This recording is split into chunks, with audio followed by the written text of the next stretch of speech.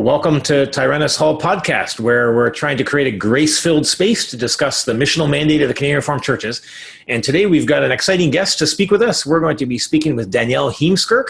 She's a youth worker at Streetlight Christian Church in Hamilton, Ontario. She's been there for about 8 years, and we're going to learn about what Streetlight is all about and what we can learn from her in terms of our own churches trying to reach our own neighborhoods. So, Bill, you want to say just a couple of words about Streetlight Ministries? They're sort of next door neighbors to you guys there at Blessings.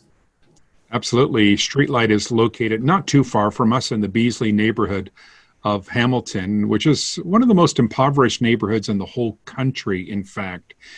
And Streetlight has established their kind of beachhead for the gospel, and they are growing a church, and they run numerous programs effectively by which teens and youth can be introduced to the person of Jesus.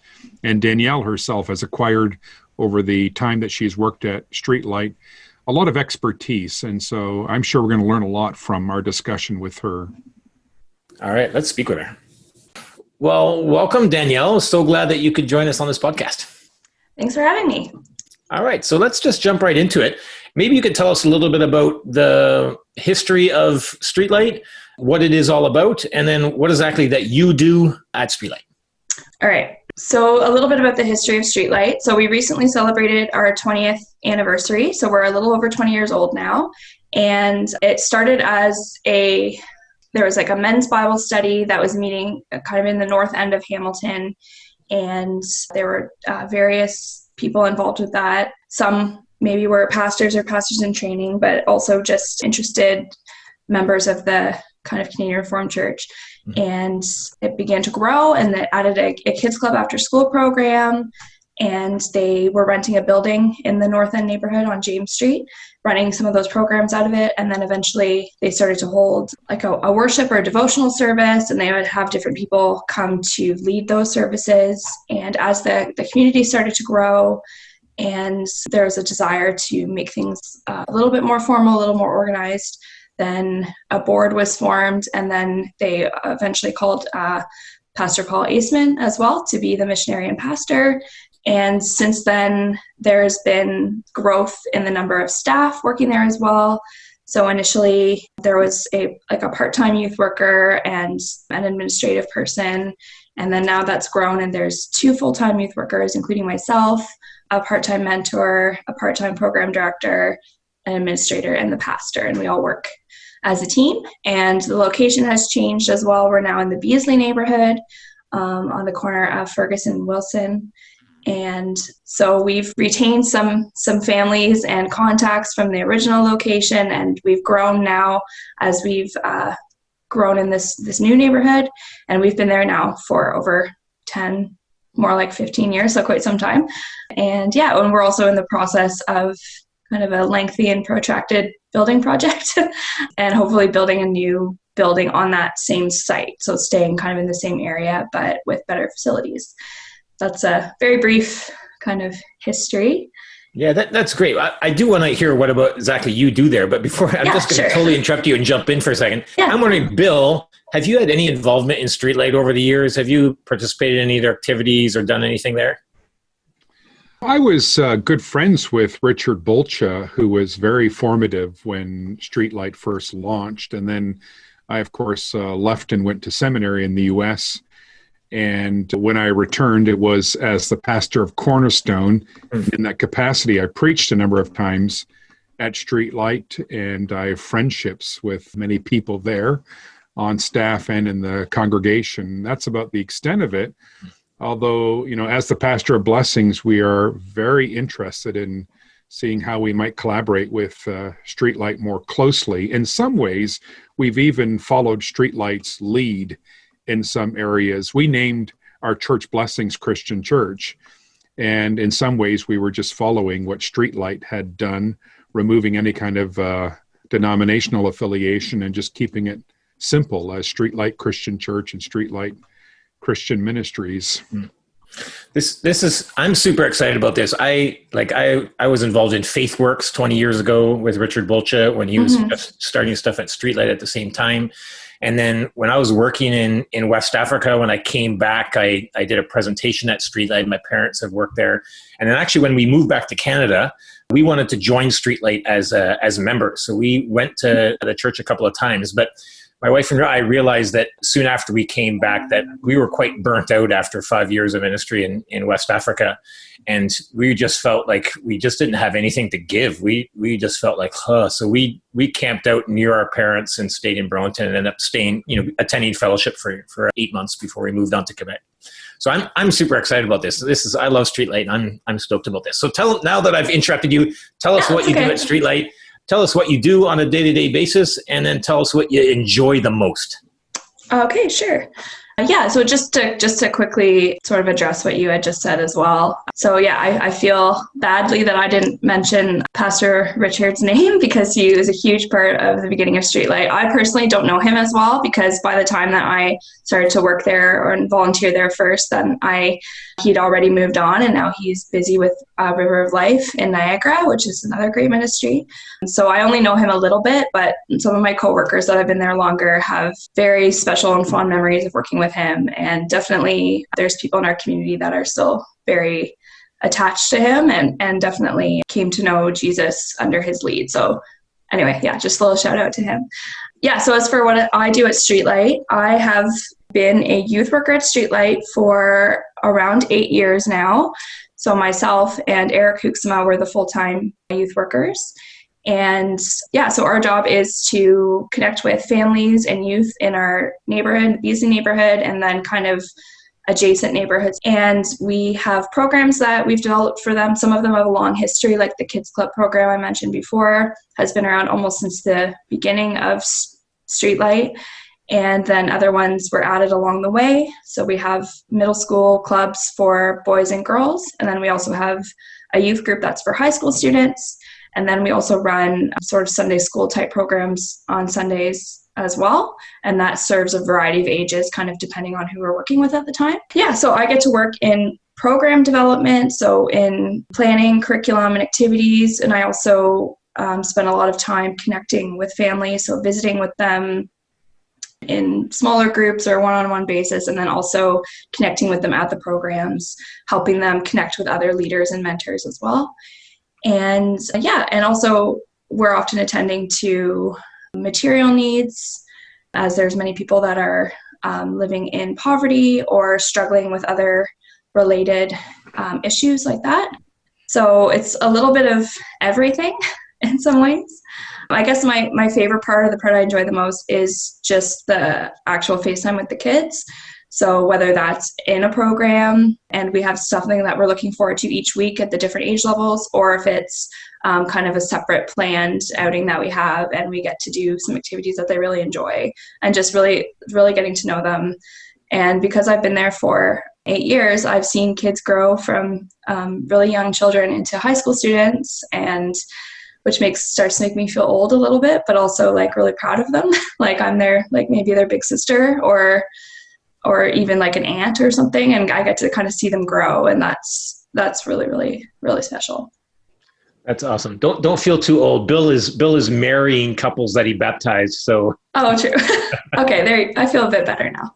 Which makes me basically ancient, but basically, I think there is something really fascinating about Streetlight's history, and it's something you've already mentioned, namely that the individual that was called to lead this was described as a missionary. Mm-hmm. And I think nowadays we would maybe use the language of church planter, something like that. But the Beasley neighborhood was seen as foreign country in some ways, and we sent an urban missionary there. And the whole structure of Streetlight originally was modeled after a foreign mission post.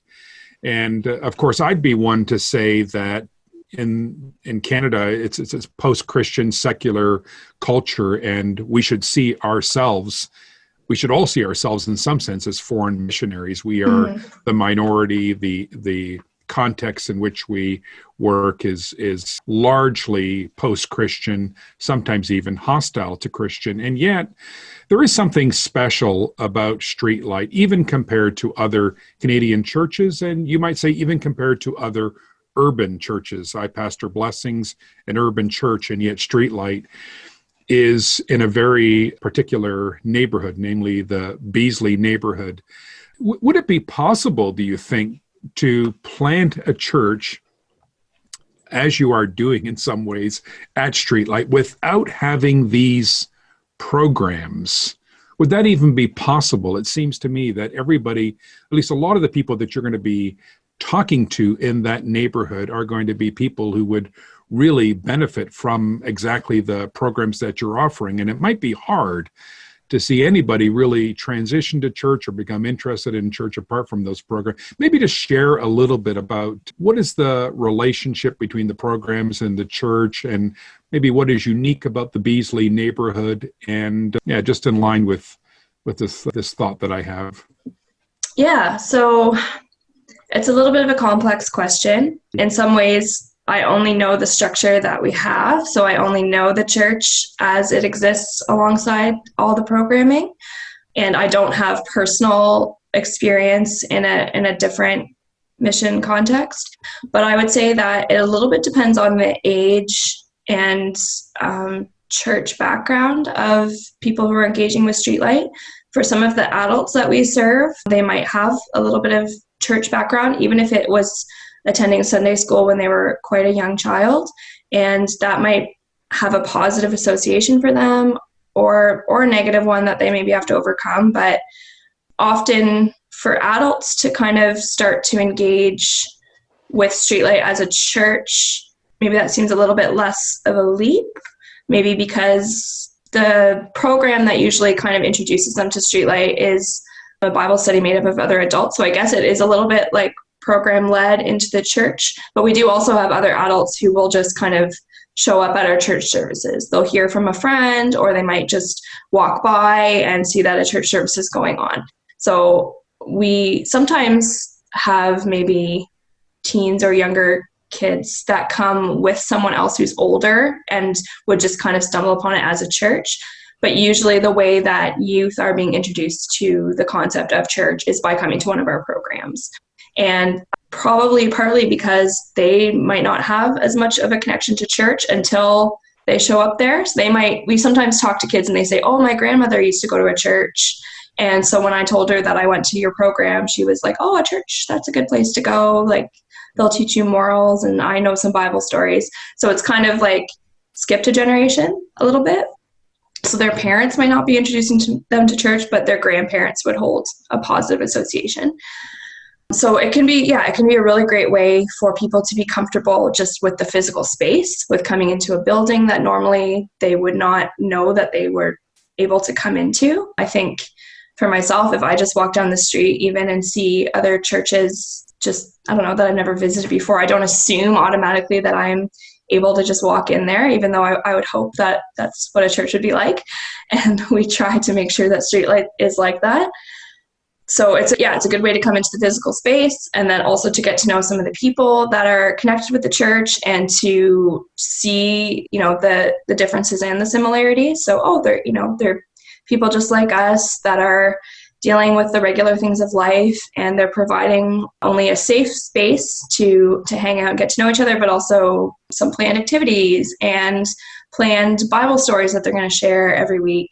And they're open to our questions and to bigger discussions, but also just checking in with us how our day is going, and trying to remember details about our life, about who we live with and what pets we have and all of those kinds of things. So it's just a great way to build relationships in kind of like a no pressure context. And so then, how do you find out about Streetlight? I mean, at some point they're walking through the door. Yeah. How are people finding their way there? Largely word of mouth, I think. So we do try to work on our online social media presence, but often that is more aimed toward maybe our supporting churches. And then eventually, once we've connected with a family, we can kind of position them towards that. But it's not something, unless you're Googling, downtown churches in Hamilton, that you're going to find necessarily. So it's definitely word of mouth. So as we've worked with families for years and years, then as those kids grow up and they go to school, they tell their friends to come join them at the program, or we try to be present in our neighborhood in we run different programs. This summer, we weren't able to do everything that we wanted to do because of COVID, but previously we spent time in our local parks running a soccer program. And that's a way that we meet a lot of families too, just as they're kind of passing through the park, and we can have a conversation, explain to them what we're doing, and then also where we're coming from and why we would do a program like that. And that's been a really great way for us to get to know people. And you have a public school across the road from Yes. Streetlight as well. Do you see a lot of students from that school migrating across the street? Definitely. We have a really good connection with that school, which is called Dr. J. Edgar Davey. And I think it's only grown better. So the more that we've expanded the youth worker roles and been able to connect more with the school, then we've also gained the trust of some of the teachers and administration there.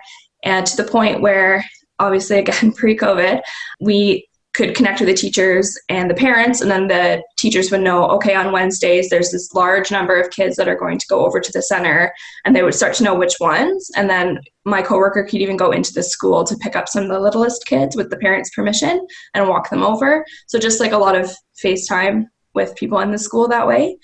And there's a huge crowd that comes from there. And then as they move into different neighborhoods, sometimes people move 2 or 3 times in a school year, then we try to follow them to their other schools to their best ability, depending how far they move.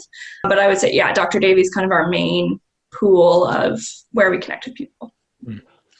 Danielle, I wanted to ask you, you mentioned there's another youth worker who's a man. So how important is it that you have both male and female youth workers? Super important. It's great to collaborate together. We have some programs that we run, so for the younger group and the oldest group, that are co-ed. So it's great to have both of us there. But it's also really important to have the gender-specific programs in the middle school years. So the Girls Club middle school program I run with Eric's wife, Tracy, who is the mentor at Streetlight. And then Eric would run the Boys Club with some male volunteers. And I do go along too sometimes to help with crowd control because I know the kids well also. But it's so good to have both, I think. So it's really special to have individual male and female time, and we try to build that in, but then also to have kind of both. So to have that kind of older brother, older sister, aunt or uncle kind of dynamic with the kids where we can be those positive role models. Often the kids are living in a home where there's maybe only one or the other. They only have dad or they only have mom at home, or maybe mom or dad has a boyfriend or girlfriend, and that can change a lot. So that other figure isn't constant, or they're being raised by grandparents and they don't have a parent of that generation as part of their life. So I think it's super important. And we're really blessed to be able to work as a team that way and to kind of bring both of those things. Maybe talk to us a little bit about how you introduce youth to Jesus. I mean, you mentioned soccer programs, for instance. How does that fit in with the mission of Streetlight? Yeah, so we have kind of a basic approach to any kind of youth ministry that we're going to do. And that is the idea of keeping Jesus at the center and then having a really clear gospel message that's incorporated into every lesson that we bring or interaction that we have. But then for each program, because we start to know the families and we know the age range and also the educational level that the kids are at, then we can kind of tailor it to be kind of at that level. And then we can also decide to work through Bible stories kind of on a cycle. So often in the summer for soccer, we'll maybe pick, for the older group, we'll pick kind of a theme. So we've done Old Testament characters that point to Jesus, or we've done fruit of the Spirit or armor of God, things that can kind of be taught kind of over the course of a summer, kind of one night a week, just a short devo. And then with the younger group, I often would either just start at creation or start with the birth of Jesus and tell a number of stories and use a children's Bible with some good visuals. And they right away understand at least the idea of a story time. So I find, especially with the younger kids, they right away kind of crowd in a circle and they're like, okay, sweet, we'll do a story. We know that. We know what a storybook looks like. And then they're really willing to engage with those details. For the other programs where we have the kids in our building, then we can do a bit more of an elaborate presentation of a Bible story. So we typically would use, again, some good visual media, So Eric in particular is kind of good at putting together more interactive kind of slideshows that he can do with the kids. He also will dress up sometimes, and the kids really respond to that. And yeah, we try to make the lessons interactive. So we have some things that we want to share, and we typically work on a theme that we bring up every time. So for example, our last season theme was, who is this Jesus? So we were working through narratives about the life of Jesus. That was in our kids club program. So then every week we would return to that question, and we'd review kind of what we'd learned, who some of the popular important characters were. So we'd go over, who are Pharisees? What do they do? And, let's remember a few weeks ago, who did Jesus heal in that story, and what did we learn about him from that? So a lot of repetition. And the kids are amazing sponges. Sometimes they're sitting upside down when they're listening, and we're not sure if they're listening because they're very distracted. But then when we review the story with them later, they remember so many details and have so much to tell us next time. So that's really encouraging. Kids sometimes listen with their feet in their hands, right? They do. They sure do. But they still absorb a lot. I just love how thoughtful and intentional you are about this mission. I want to ask one follow-up question that goes in a slightly different direction. Of course, you care for people beyond just their soul. You care for their physical health and for their mental health. And I'm sure that you sometimes encounter scenarios, or maybe you're presented with them, where people need help of a different sort. And it may be just abject poverty, or it may be mental health. Do you have the capacities at Streetlight to help people in these other areas, or are you redirecting them to ministries or venues outside of Streetlight? Yeah, I think both. And I think as a church, we want to make sure that people understand that in a church community and a church family, we care for each other, and that's very biblical. So we do try to provide a level of support that's really practical. So we are stocked with food vouchers, pantry food items, and we also respond to specific requests and needs as we're able to. And we try to make sure that we develop a relationship with someone enough that we can understand what would be something helpful to do. And we also try to continue to educate ourselves on helpful poverty alleviation, what that looks like. And so we try to do that locally with things that are offered in our city to address systems in our city specifically, but then also more broadly across kind of the Christian landscape. And so we're always kind of working with that, but we do also recognize that our city is full of aid organizations for different situations. And also when it comes to mental health, that we're not trained counselors. We can give spiritual guidance, and we can give encouragement, and we can be friends that walk alongside, but we're not all trained that way to give that type of help. So we also have a good relationship with Christian Counseling Center and also with missional mental health. And we are able to refer people to counseling there, and then the church will cover a large bulk of the cost of that as well. So we want to be seen as somewhere where you can go, where you can kind of share all the things that are going on with your life, and you will receive practical help, but sometimes that might mean bringing in another organization or another individual that can properly address those needs. But yeah, we want to be those connectors, definitely. Danielle, I want us to chat a little bit about what other Canadian Reformed churches can learn from Streetlight, or how they can interact with Streetlight. But just before I go there, I'm interested in this question. What's the role of prayer in all of this? Like, if I were to sort of peek through the window at Streetlight in terms of looking for prayer, what would I see? How does prayer fit into all this? Yeah, it's obviously huge. We know that as far as being staff members goes, we can't function properly in our roles and in our own lives if we're not praying regularly. So we try to cultivate rhythms of prayer at Streetlight among ourselves as staff members as well, so that we're sharing the different things that are going on. We try to stay in contact a lot about what's going on with our families, but sometimes things are busy, so it's good to pause and say, okay, we're going to talk about this, but then we're also going to pray about it, and to be thoughtful of that. When we have any kind of meeting or planning session, we try to make sure that it's steeped in prayer and encouraging Bible reading as well. Obviously, in our church services, prayer is a very important element as well. It happens various times for the church service, and there's different areas of focus. for prayer on our community and our country, and trying to kind of encompass all the things that might be going on for our people.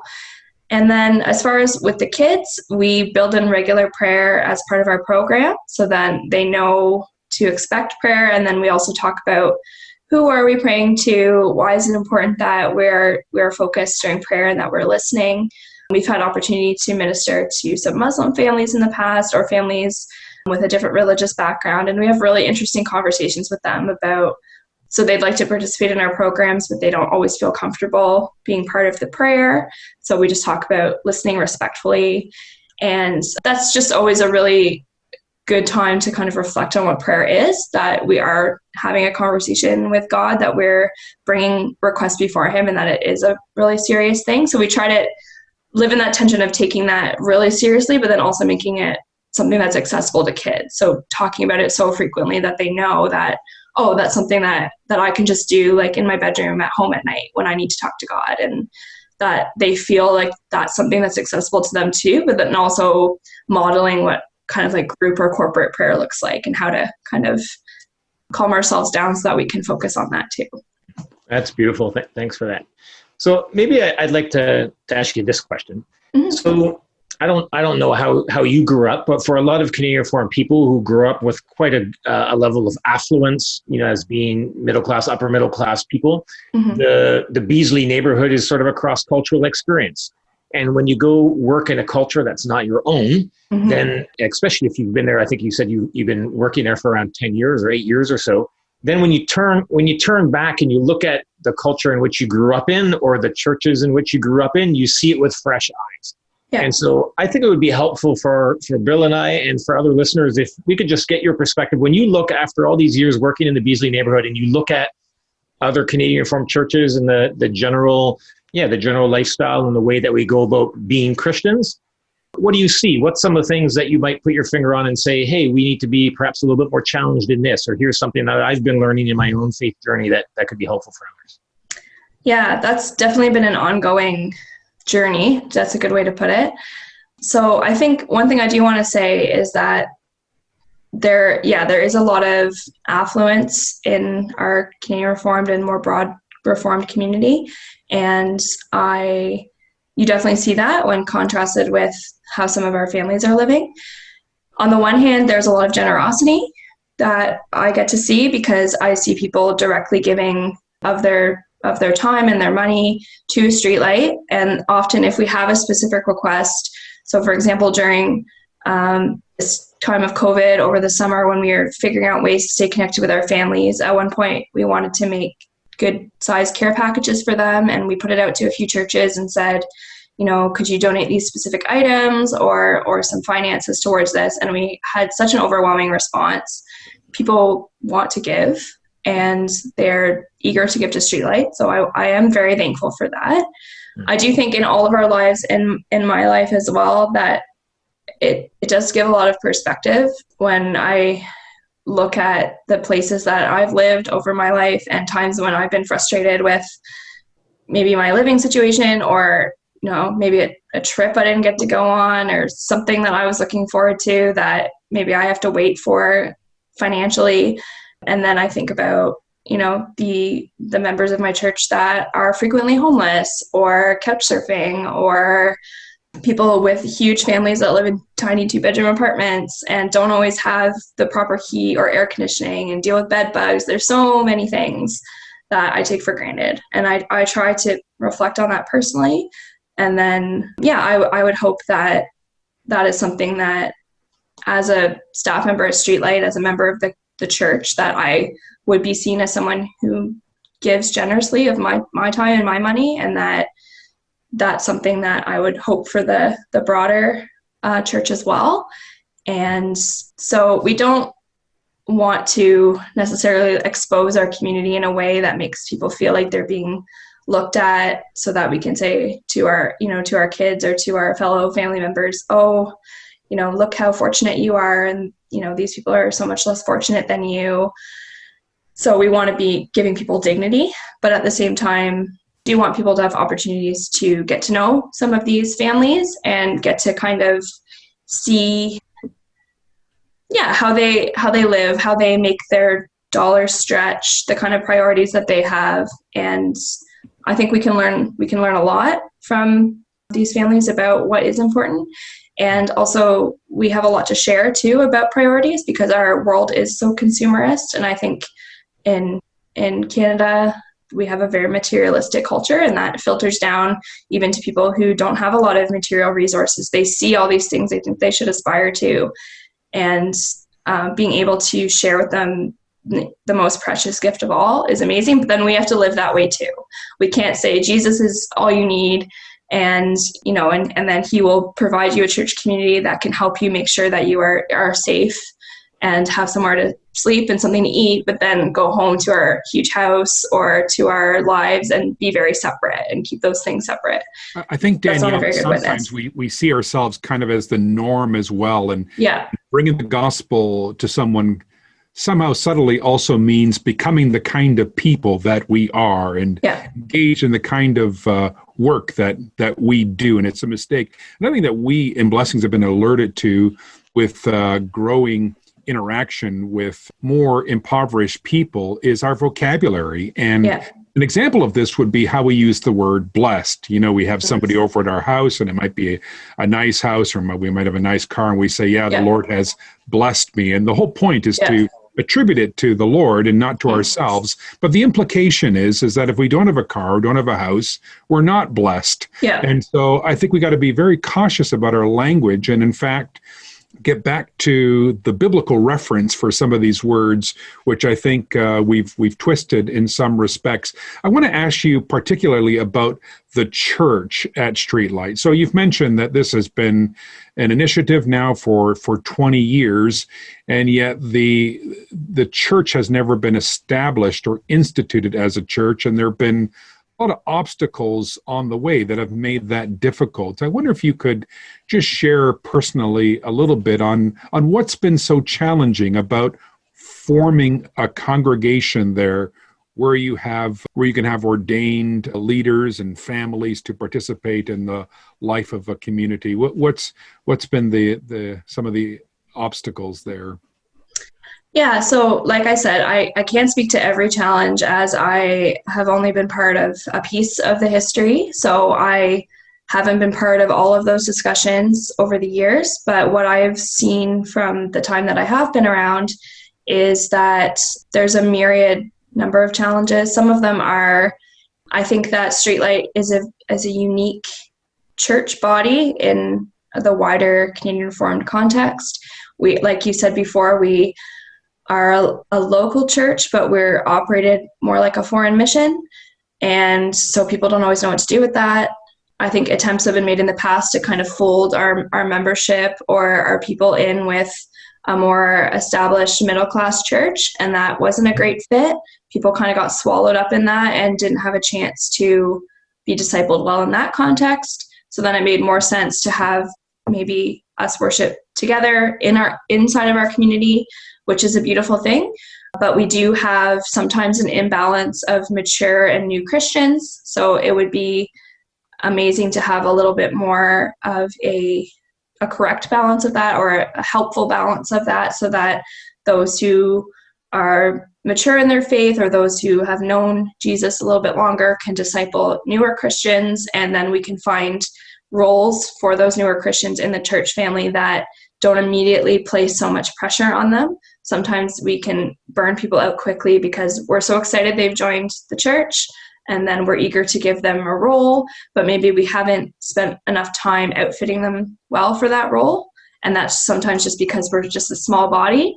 And so to grow our body a little bit in numbers and in a little bit of maturity that could disciple those who are still learning would be great. It would be beneficial for those that are more mature in their faith too, because it is, at least for myself, so encouraging to interact with Christians who are new in their faith, who are so excited about Jesus and have a really a powerful testimony to share.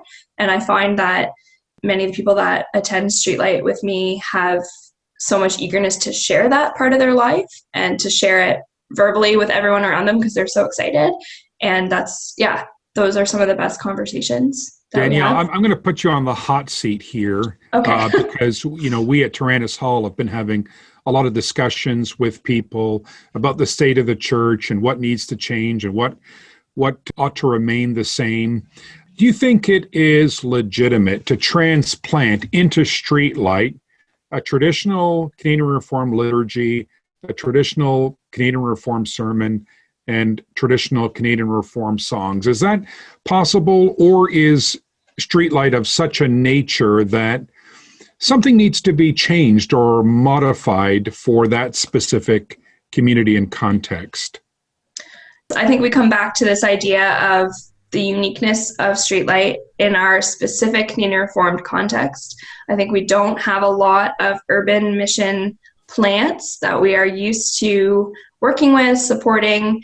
Some of our sister churches and the United Reformed Church and others have done a little bit more urban church planting. And I know that in the United States and around the world, other churches that we would share some commonalities with have a little bit more experience in this. So I know for myself, I look to a lot of those resources to kind of understand how we fit in this, because I think we don't always know how to do this well. And even though Streetlight has been around for over 20 years, I don't think we've quite got there yet. I think there's something beautiful about being part of a federation that has certain things codified, like confessions and certain things that we can all connect to, and we know that those will be consistent from church to church. I don't think that it is helpful to assume every church from across a province or across a country is going to look exactly the same in its worship service and in all elements. That's just not fair to the fact that places are regionally different. And I think too that there's a lot of history in the Canadian Reformed Church of rural church, and that's a beautiful history. And I think that there's certain traditions that have come out of that work well in some of those contexts, but they don't work the same way in an urban setting. And they might especially not work in a setting where you have such a mix of believers coming from different ethnic backgrounds, coming from different socioeconomic backgrounds, and also. Could you give an example of that, by the way?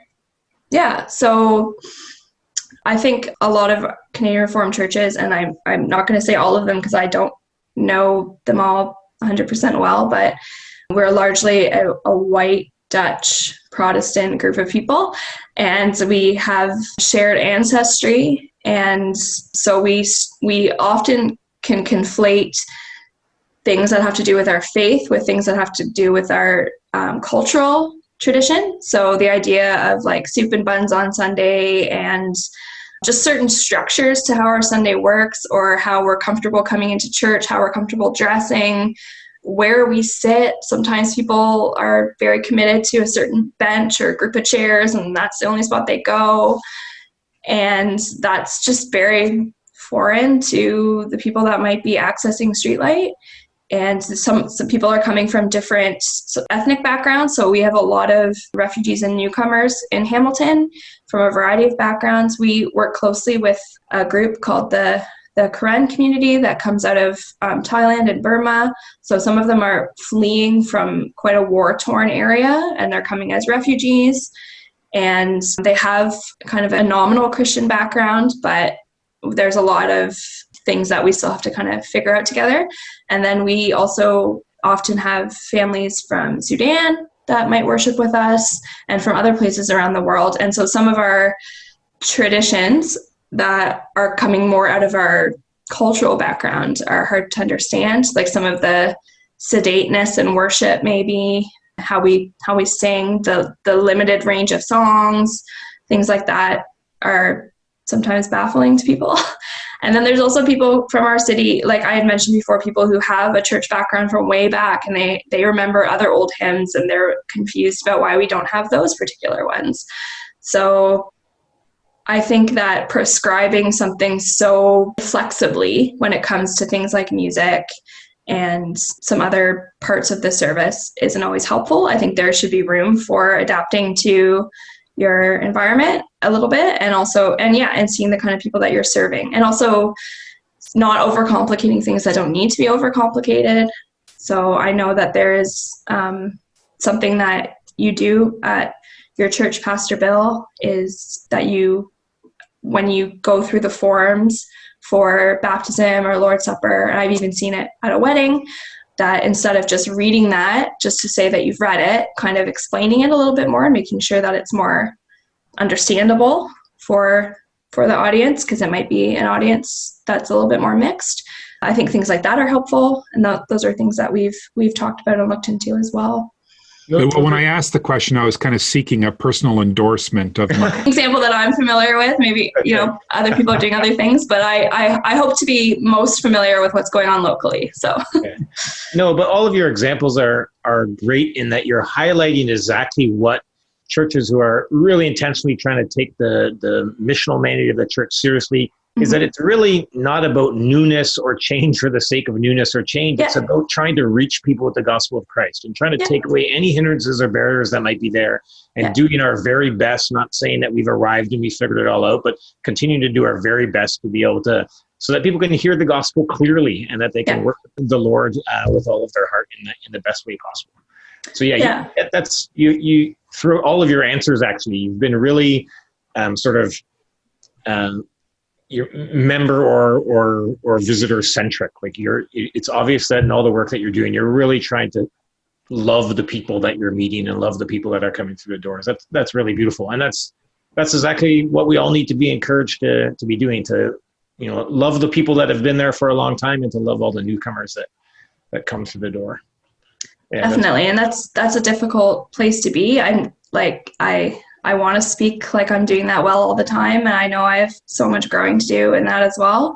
Yeah, it's difficult to be part of a small church that's constantly in flux, with a lot of people that are high need spiritually because they're new to the faith, but also high need when it comes to material needs and emotional needs.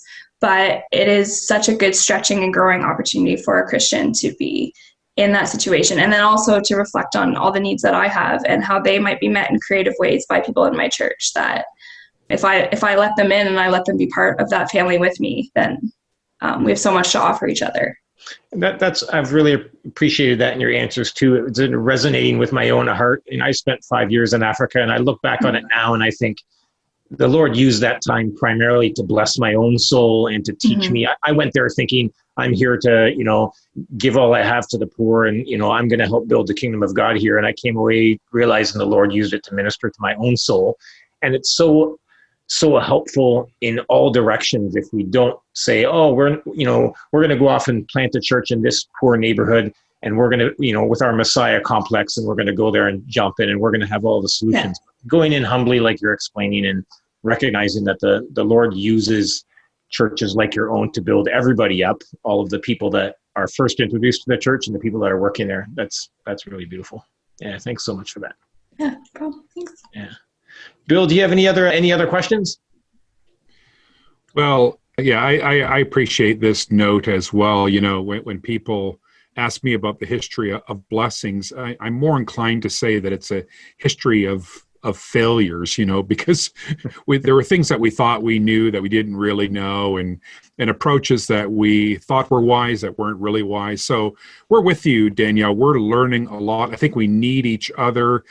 I really hope that in the future, Streetlight, even more so than now, understands that it has a wide support of people who pray for it and are invested in its future. And so I want to encourage you personally to persevere. The work you're doing is very good. And we at Blessings and across the Federation, for that matter, have so much to learn from it, from the lessons that you yourself have learned. It's such important work. And I think actually that a position like yours is going to become important for almost all urban Reformed churches. That is to say that the culture in which we are situated now is such that one cannot expect the church to be effective in ministry apart from paid staff who are specifically and vocationally tasked with certain responsibilities only because of the demands on people's time. I mean, I'm not denying the importance of a lot of volunteer labor, but the fact is there's in some cases, just a level of expertise and an amount of dedication that's needed, for which employed personnel is really the only viable option. So, you're a pioneer. You're blazing a trail in many ways, but I hope we reap the harvest of that for years to come. Yeah, I mean, obviously I'm an advocate of that, as that is my job. But I have seen the blessing of being able to work with a team that is all in on that. And then, yes, of course, we're bolstered so much by generous volunteer support. And I think those things can work together in tandem.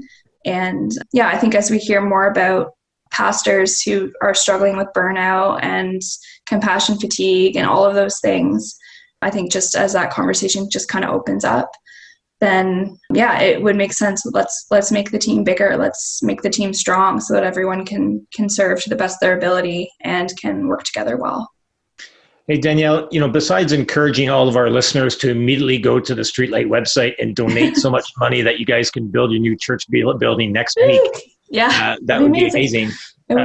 Is there anything specific that people can be praying for you and for Streetlight right at this point in time? We're now in the beginning, we're in September with COVID and whatnot. What can people be praying this week, or as they listen to this podcast for you guys? Yeah, so as this is being recorded today, many of our students are going back to school. A few started last week, but this is kind of the big back to school day and week.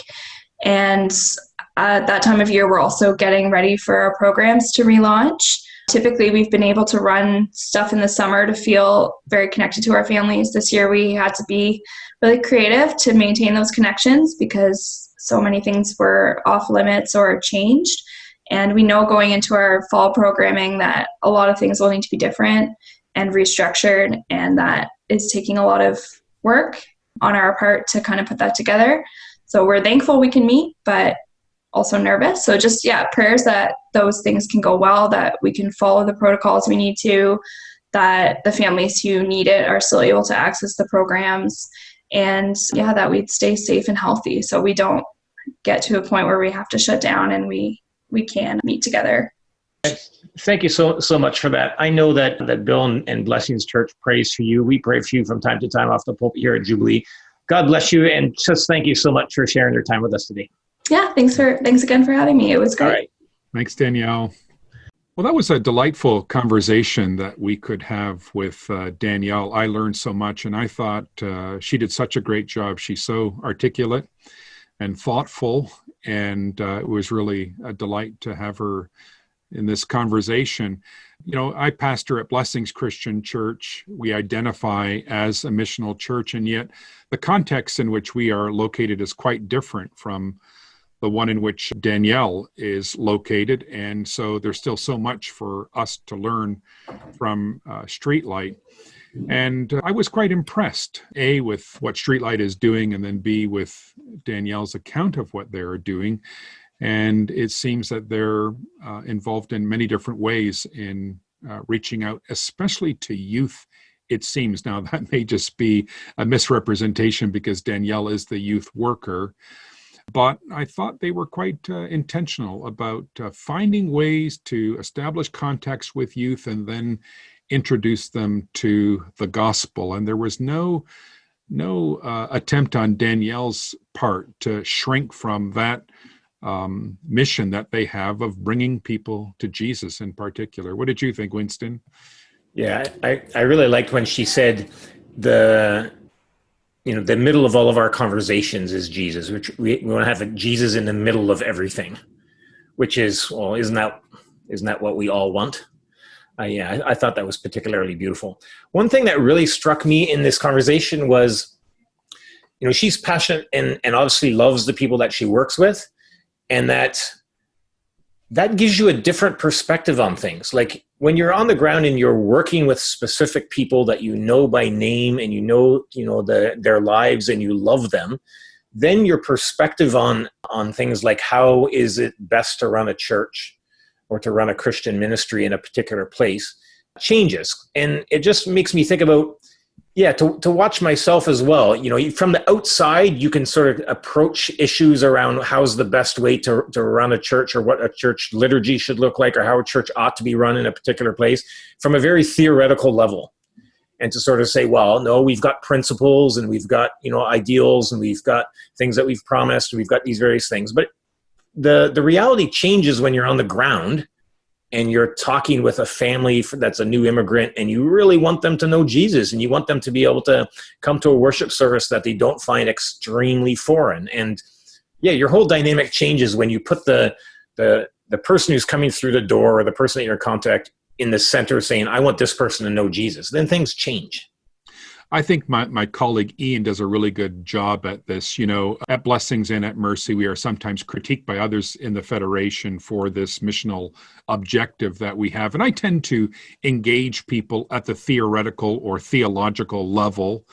And that's effective to some degree. I notice that my colleague Ian often just tells stories when he gets that kind of critique. And I think that in the end is the more effective way, because all of this in the end is not about establishing some kind of theological advantage or theoretical advantage. It is about ministering to people and about doing so in the best way possible. And that's clearly where Danielle's heart was. She wants to see people reached with the gospel of Jesus, and it's only because of that she thinks some things need to change in the Federation. And ultimately, that's our concern as well. But I thought, for a young person, she was quite bold and quite courageous to say things need to change, and you can't expect some features of traditional Canadian Reformed culture to work at Streetlight Christian Ministries or in the church. And she gave some examples regarding liturgy and forms and songs. But I thought that was exactly right. And coming from Danielle and her heart for people, it made a lot of sense. Yeah. I also really liked when she talked about how much we can learn from the people in our own church about things like priorities and about how we live our faith. My parents, volunteered for years at Streetlight Ministries, helping run Bible studies and helping do programs and whatnot. And they would sometimes have people from people that had never been to Streetlight, make comments along the lines of, oh, that's good for those people. And it was sort of, patronizing. You can approach ministry that's doing ministry in a different socioeconomic neighborhood with a patronizing approach, or an approach that's sort of like, poverty pornography. Like, you go there for like, ooh, look how people are living over here, so different than us.